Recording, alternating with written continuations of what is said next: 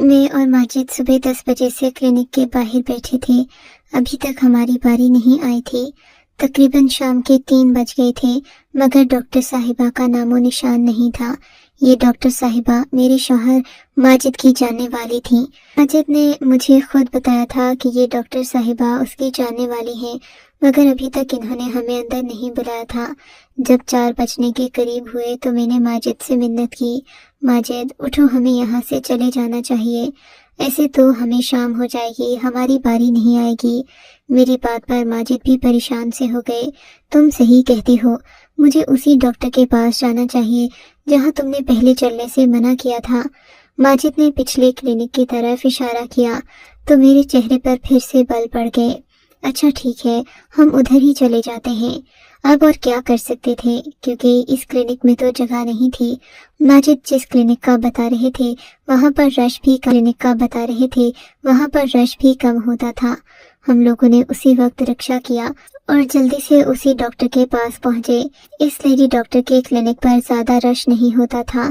फिर मुझे सरकारी अस्पतालों से डर लगता था कि शुरू से ही अमीर घराने में पली बढ़ी थी, हमेशा प्राइवेट डॉक्टर्स के पास आने जाना हुआ था। मैंने कभी सरकारी अस्पताल का मुंह भी न देखा था। फिर मुझे खवातीन के अमराज के लिए मौजूद डॉक्टर से वैसे भी डर लगता था, तो मैंने अपने शौहर से कह रखा था कि जब भी कोई ऐसी वैसी बात होगी आप मुझे मेरी मर्जी के अस्पताल में ले जाएंगे, फिर चाहे वहाँ पैसे कम लगे या ज़्यादा, ये आपका सर दर्द होगा। माजिद भी इस सब की परवाह नहीं करते थे। तभी वो मुझे उस डॉक्टर के पास ले गए, लेकिन वहाँ रश था, हमें जगह न मिली तो दूसरे क्लिनिक आ गए। यहाँ पर मौजूद डॉक्टर नादिया ने मेरा चेकअप किया। उसके बाद न जाने क्या बात हुई कि मेरे शौहर ने मुझे बाहर जाने का इशारा किया। मेरे शौहर ने मुझे ही क्यों बाहर भेज दिया, लेकिन इसकी वजह बाद में समझ आई जब वो उतरे चेहरे के साथ कमरे से बाहर आए। मैं उनसे पूछती रह गई, बताए ना क्या बात है माजिद, मुझे परेशानी हो रही है। माजिद का चेहरा उतरा हुआ था, वो कुछ बता नहीं पा रहे थे। इन्होंने कहा घर चलकर सब बता दूंगा, फिलहाल मैं नहीं चाहता कि तुम्हारी तबीयत खराब हो। मजबूरन मैं उनके साथ घर वापस आ गई। घर आकर इन्होंने मुझे बताया कि मैं कभी भी मां नहीं बन सकती। डॉक्टर ने कहा है कि मेरे औलाद पैदा करने के चांसेस बहुत कम हैं। अगर मैं चाहूँ भी तो बच्चे पैदा करने की सूरत में मेरी जान जा सकती है। मेरे शौहर माजिद के मुंह से ये बातें सुनकर मेरा तो कलेजा कट गया। औरत चाहे कोई शहजादी ही क्यों न हो, खूबसूरती में मलिका क्यों न रखती हो, लेकिन जब तक उसके यहाँ औलाद पैदा न हो उसकी कोई कद्र कीमत नहीं रहती। और यही दुख मुझे भी सता रहा था। मैं अपने शौहर, मुझे दरवाजे पर किसी की आहट का एहसास हुआ। देखा तो अम्मा हाजरा पीछे खड़ी थी। अम्मा हाजरा मेरी सास थी। इनको मैं बचपन से ही अम्मा हाजरा कहती आई थी। कहाँ अम्मा हाजरा और कहाँ मेरी शान शौकत वाला घर। वो तो मेरे घर में एक मामूली सी मुलाजिमा थी। मैंने ही उनके बेटे को पसंद किया था, जिसके बाद आज मैं उनके घर पर पड़ी रुल रही थी। इन लोगों ने शादी के तकरीबन 6 महीने बाद ही मेरी बेकदरी शुरू कर दी। मुझे वो दिन याद आने लगे जब मैं इस घर में पहली बार दुल्हन बनकर आई थी। मेरे सर पर माँ बाप का साया नहीं, उनकी दुआओं का साथ नहीं था, बल्कि उनकी नाराजगी और खफगी लेकर मैं इस घर में दाखिल हुई थी। अम्मा हाजरा का बेटा माजिद हमारे घर में मुलाजिम था। ये दोनों ही दिलजमी से काम करते। मेरी माँ एक सोशल एक्टिविस्ट थी, जबकि मेरा बाप एक इदारे में मुलाजिम था। बस इसी वजह से वो मुझे वक्त न दे पाते। मैं सारा दिन नौकरों के सहारे जीती, उन्हीं से खाना खाती और उन्हीं को अपना माँ बाप जैसा तस्वर करने लगी। अम्मा हाजरा ने मुझे बेटी जैसा प्यार देकर पाला था। मैं जब भी परेशान होती उसी की आगोश में जा छुपती। अम्मा हाजरा का बेटा माजिद हमारे घर में ड्राइवर था। ये ज्यादातर बाहर ही रहता, लेकिन जब से अम्मा अब्बा ने बड़ी बड़ी गाड़ियों में जाना शुरू किया था, उनके ड्राइवर भी बदल गए थे।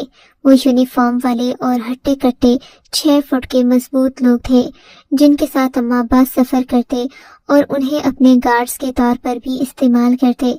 जबकि माजिद दुबला पतला सा नौजवान था। पहले तो वो गाड़ी चला लेता था, मगर आजकल अम्मा अब्बा ने उसे घर में सादा सल्फ लाने पर रखा था। रफ्ता रफ्ता मेरी और माजिद की दिलचस्पी एक दूसरे में बढ़ती गई थी और यहीं से हमारी मोहब्बत का पौधा तनावर होता गया। अम्मा हाजरा जानबूझकर हमें अकेले बैठने का मौका देती और फिर मैं तो घर की चारदीवारी में बंद थी। मोहब्बत के मयार का और तकाज़ों का मुझे पता नहीं था।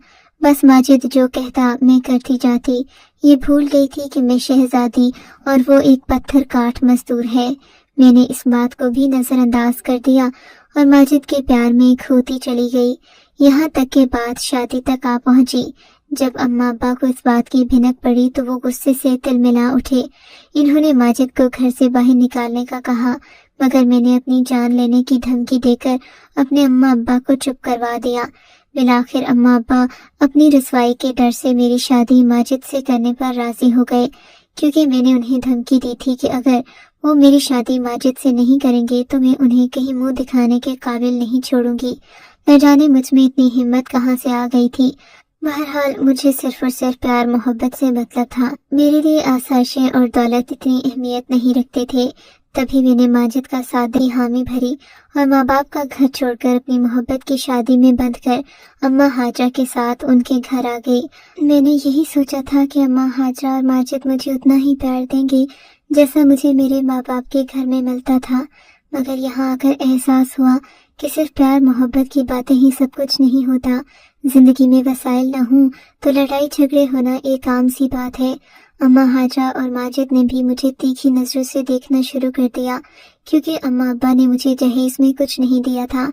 देते भी क्यों, मैंने उनकी नाफरमानी करके अपनी मर्जी की थी।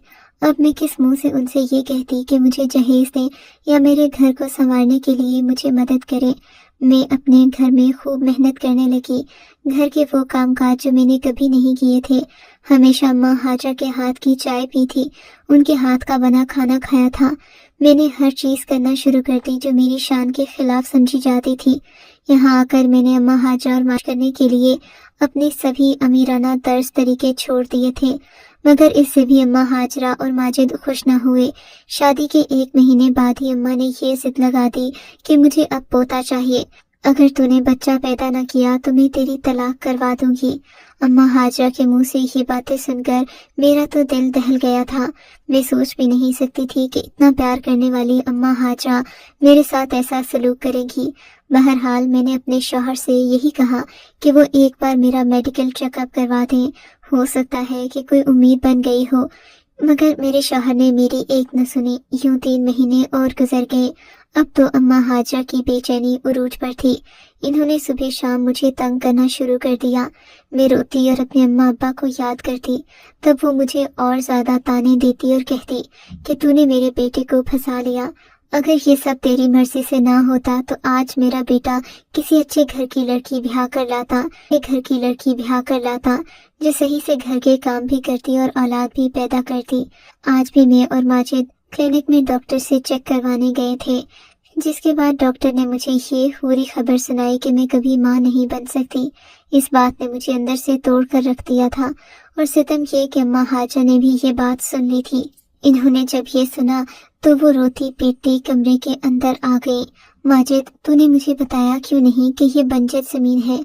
तू मुझे बता देता तो मैं इसे कभी इस घर में दाखिल ना होने देती। मैं तो पहले ही जानती थी इसकी माँ की भी एक ही औलाद थी, तो ये कैसे बच्चे पैदा करेगी?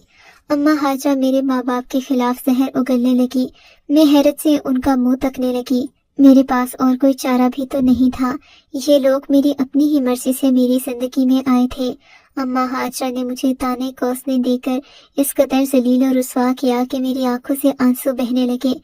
माजिद ने भी मेरा साथ में अनोखा फैसला सुना दिया। अगर मुझे थोड़े दिन में कोई उम्मीद सुनाई न दी तो मैं अपने बेटे की दूसरी शादी कर दूंगी। अम्मा हाजरा की ये बात सुनकर मेरा दिल कांप कर रह गया था।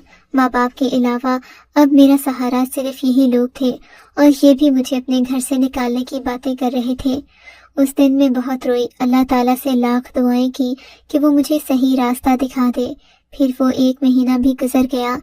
मैं और माजिद सुबह सुबह बैठे बातें कर रहे थे कि अम्मा चाय और पराठा लेकर कमरे में दाखिल हुई। आज इन्होंने ट्रे में सिर्फ एक पराठा रखा था, जो कि माजिद के लिए था। चाय का भी एक ही कप था। इन्होंने सामने बैठकर अपनी चादर सर से उतारी, अपने बेटे के कदमों में रखी और बोली, बेटे, अगर आज तूने मेरी बात न मानी तो मैं तुझे कभी भी अपना हक न बख्शूंगी। इसे तलाक दे दे। ये डायन तेरा घर कभी बसने नहीं देगी, तुझे कभी आबाद नहीं होने देगी। तो इससे बाप नहीं, मैं तेरी दूसरी शादी करवाऊंगी बेटा। इसे अभी और इसी वक्त तलाक दे दे, वरना अपनी माँ का मरा हुआ मुंह देखेगा। अम्मा हाजरा की ये बात सुनकर मेरा तो दिल दहल गया था। मैंने अम्मा से मिन्नतें करना शुरू कर दी कि वो मेरी तलाक की बातें न करे। मैंने अपना घर आबाद करने के लिए बहुत मेहनत की थी, अपने माँ बाप को छोड़ा था, मगर अम्मा हाजरा को कोई फर्क न पड़ा। वो रोती, आंसू बहाती, अपने बेटे को कायल करने की कोशिश करती रही। मैं एक जगह बैठी उनका चेहरा देख रही थी कि कितनी संगदिल और बदबख्त औरत है जो किसी दूसरी लड़की का घर बर्बाद करके अपनी अना को तस्कीन पहुंचा रही है।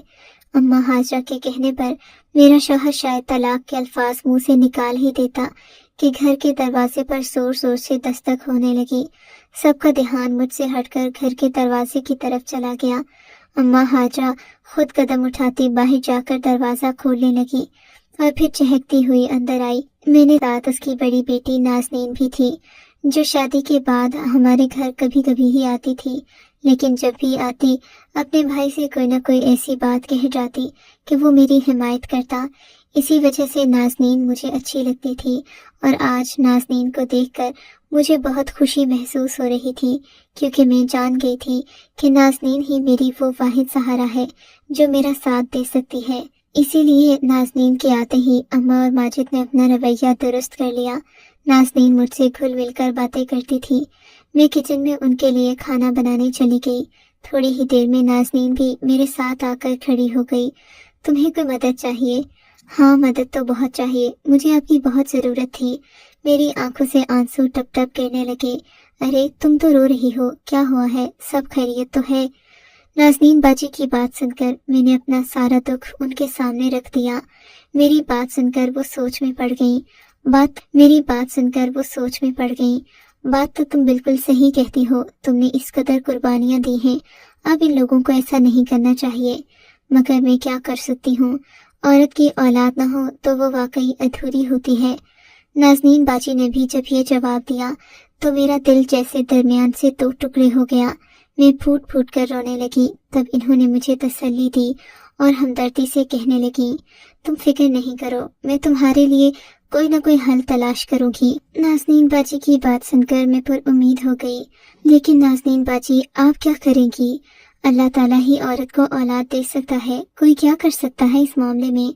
मेरी बेबसी और मायूसी उरूज पर थी। तुम ऐसी बातें मत करो, मैं तुम्हें इस बारे में सब कुछ बता दूंगी। फिलहाल तुम खाना बनाओ, वरना अम्मा गुस्सा होंगी। ये कहकर वो किचन से चली गई। मैं अपने खाना बनाने में मसरूफ हो गई।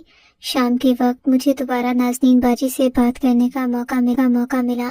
इन्होंने बड़ी राजदारी से मुझे बताया कि इन्होंने कई बांझ औरतों का इस तरह इलाज किया है और फिर कम उम्री में तो ऐसा होना मुमकिन है। लेकिन एक मसला है, नाज़नीन बाजी ने कहा। वो क्या? तुम्हें मुझे 50,000 रुपए का बंदोबस्त करके देना होगा, तभी मैं तुम्हारे लिए वो इलाज कर सकूंगी, क्योंकि उसमें जो चीज़ें इस्तेमाल होती हैं वो बहुत महंगी हैं। इनके बगैर तो ये मुमकिन ही नहीं कि तुम अपने लिए औलाद का सोचो भी। नाज़नीन बाजी की बात सुनकर मेरा तो दिल दुखने लगा था कि मैं 50,000 रुपए कहाँ से लाऊंगी। बात पहले की होती तो और मामला था, अब तो माँ बाप मेरी शक्ल भी देखना नहीं चाहते थे। नाज़नीन बाजी, मैं 50,000 कहाँ से लाऊंगी? देखो, तुम्हारी जिंदगी का मसला है, तुम जहाँ से चाहो इकट्ठे करो। अगर तुम ये बंदोबस्त कर सकती हो तो मैं तुम्हें शर्त लगा कर कहती हूँ कि तुम 1 महीने में ही माँ बन जाओगी।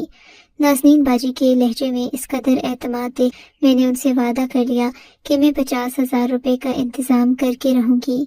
और बिलाखिर मैंने वही किया जो हर मजबूर बेटी करती है, अपनी माँ के आगे हाथ जोड़े उससे भीख मांगने वाले अंदाज में 50,000 रुपए की रकम तलब की। अम्मा अब्बा के लिए ये रकम कुछ भी नहीं थी, अलबत्ता उन दिनों 50,000 रुपए पेश कीमत हुआ करते थे। अम्मा इस हालत में मुझे देखकर बहुत रोई और घबराई, मगर उन्हें अपनी बेटी का एहसास था। अब्बा तो मेरी शक्ल देखना न चाहते थे। अम्मा ने अपने जेवर बेचकर मुझे 50,000 रुपए की रकम दे दी, क्योंकि वो अब्बा को इस बात की हवा भी नहीं लगने देना चाहती थी। 50,000 रुपए लेकर जब मैं अपने घर वापस आई तो मेरे दिल में खुशी से लड्डू फूट रहे थे। मैं जानती थी कि अब मेरा इलाज मुमकिन हो जाएगा। और अब मेरा शौहर मुझे कभी तलाक नहीं देगा।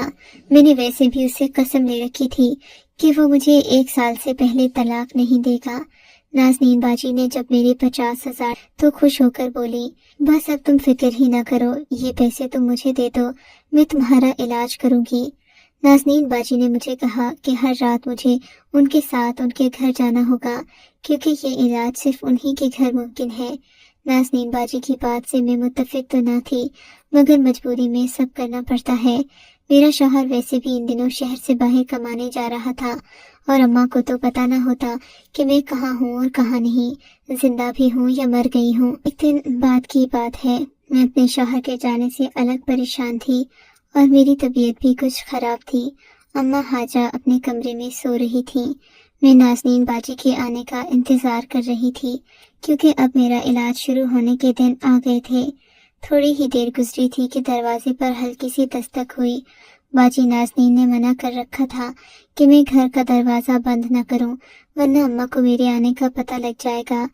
वो ये सब अम्मा से खुफिया तरीके से करना चाहती थी। मैंने भी उनका भरपूर साथ दिया। दरवाजा खुला रखती और बाजी नाज़नीन के आने से पहले ही चादर वगैरह ओढ़ कर बैठी रहती। वो आती और मुझे ले जाते। उनके घर में उनका शौहर और देवर होते थे, मगर वो मुझे अलग कमरे में ले जाती, जहाँ मैं आंखें बंद कर लेती और वो पास बैठकर एक मंत्र पढ़ती रहती। इसी तरह 3 रातें गुजर गईं। ये मेरे अमल की आखिरी रात थी। बाजी नाज़नीन ने बताया, मुझे ये वजीफा खुद से पढ़ना होगा, यूं मैं औलाद पैदा कर पाऊंगी। मैंने बाजी नाज़नीन के कहने पर अमल करना था। आखिरी रात जब मैं अपने घर आई तो मुझे अपना कमरा कुछ अजीब सा महसूस हुआ। यूं लगा जैसे सब कुछ बिखरा पड़ा हो। तब मेरी ये जानकर जान ही निकल गई कि कमरे से सारे कीमती जेवरात साफ हो चुके थे। मेरे तो पांव तले से जमीन सिरक गई। ये वो जेवरात थे जो सिर्फ अपने इस्तेमाल की चीजें और अपने जेवरात ही लाई थी, मगर आज तो वो भी लुट गए थे। मैं फूट फूट कर रोने लगी। अम्मा हाजा से भी कुछ न कह सकती थी। अगर उन्हें बताती तो वो यही पूछती कि तुम रात को दरवाजा खुला छोड़कर बाहर गई क्यों थी। मेरे 2 नुकसान हो चले थे, मगर मुझे इसी बात की खुशी थी कि कम से कम मेरे लिए इलाज की रातें तो आसानी से गुजर गई। मैंने अम्मा हाजा से इस बात का जिक्र नहीं किया। इन्होंने भी मुझसे कुछ न पूछा। मैंने इस नुकसान को बर्दाश्त कर लिया। अब मैं रोजाना वो वजीफा करने लगी और औलाद के लिए बेताबी से इंतजार करने लगी। मेरा शौहर 15 दिन बाद घर वापस आया। तब मैंने ये बात उसे भी बता दी। वो मेरा मजाक उड़ाने लगा। बोला, 50,000 रुपए से कोई औलाद पैदा कर पाता तो आज दुनिया में इतने भी औलाद जोड़े न घूम रहे होते। आखिर उनके पास भी तो करोड़ों अरबों रुपए हैं, मगर बांझ औरत या मर्द कभी भी माँ बाप पर फाइज नहीं हो सकता। तुम इस सबको भूल जाओ, मैं तुम्हारा साथ दूंगा, कभी तुमको तलाक न दूंगा। अम्मा चाहे जो मर्जी कह ले। अपने शौहर की बात सुनकर मुझे तसल्ली हुई, लेकिन फिर वो खुशखबरी भी सुनने को मिल ही गई जिसका मैंने महीनों इंतजार किया था। डॉक्टर ने बताया कि मैं माँ बनने वाली हूँ। मैंने नाज़नीन बाजी का बेहद शुक्रिया अदा किया। वो दिन मेरे लिए जिंदगी में सबसे खूबसूरत दिन था। हमारे घर में 2-3 मेहमान भी आए थे। क्योंकि मैं, अम्मा और माजिद अक्सर घर में अकेले ही होते, इसलिए 2-3 लोगों की मौजूदगी भी हमें बहुत खास लगती थी। मगर मुझे ऐसा लगा जैसे मेरी नंद और सास का रवैया मुझसे बदला बदला सा हो। घर में खामोशी थी। मुझे ये लोग अपने बिस्तर पर बिठाकर न जाने कहाँ चले गए थे। मेरे पास तो माजिद भी नहीं आए, हालांकि उनको इस खबर से खुशखबरी होना चाहिए थी। मैं इस बात की तवक्के लगाए बैठी थी कि सब मेरे आसपास जमा होंगे, मुझसे इस बात पर खुशी का इजहार करेंगे, मगर कोई मेरे कमरे में नहीं आया। मजबूरन मैं खुद ही उठकर बाहर गई। देखा तो सब लोग मेरी सास के कमरे में बैठे बातें कर रहे थे। किसी का जवाब न पाकर मैं भी अम्मा हाजा के कमरे की तरफ जाने लगी, मगर उनकी बातों में अपना नाम सुनकर मैं चौंक गई। दरवाजे के बाहर ही खड़ी हो गई। देखूं तो सही ये लोग क्या बातें करते हैं। यही सोचकर मैंने अंदर न जाने का फैसला किया। तब मेरे कदमों तले से जमीन निकल गई। वो सब लोग मेरा मजाक उड़ा रहे थे। मेरी नंद ने मुझसे 50,000 रुपए महज अपने घर की मदद के लिए थे, और इसलिए भी ताकि मेरा शौहर अपना कारोबार सेट कर सके। दरअसल जब मैं डॉक्टर के पास गई थी तो मैं उम्मीद से थी میرے شوہر نے مجھ سے جھوٹ بول کر مجھے میری نند کے ہاتھوں ذلیل و رسوا کروایا، اور وہ میری نند کا عمل بھی صرف اور صرف جھوٹ پر مبنی تھا۔ میرے زیورات میری ساس نے اپنی مرضی سے چرائے تاکہ میں کچھ، اس لیے انہوں نے یوں ظاہر کیا جیسے وہ میرے گھر کے جانے سے بے خبر ہوں۔ یہ حقیقت جان کر میں جس قدر دکھی ہوئی وہ میرا دل ہی جانتا ہے۔ کبھی سوچا بھی نہیں تھا کہ میرا شوہر اور اماں حاجہ مجھے اتنا بڑا دھوکہ دیں گے، مگر آج میں صرف اتنا کہوں گی کہ جو لڑکیاں اپنے ماں باپ کا دل دکھاتی ہیں وہ کبھی خوش نہیں رہتی۔ ان سب حقیقتوں اور کئی اور تلخ حقائق کو جانتے ہوئے بھی میں ماجد جیسے ان پڑھ شخص کی خدمت اور اپنی ساس جیسی چلاک مکار عورت کی ہر بات ماننے پر مجبور ہوں۔ خدا ہی میرے حالات پر رحم کرے اور میرے 4 بچوں کو خوش رکھے، جنہیں باپ کا پیار اور اپنی دادی کی شفقت کبھی نصیب نہیں ہوا۔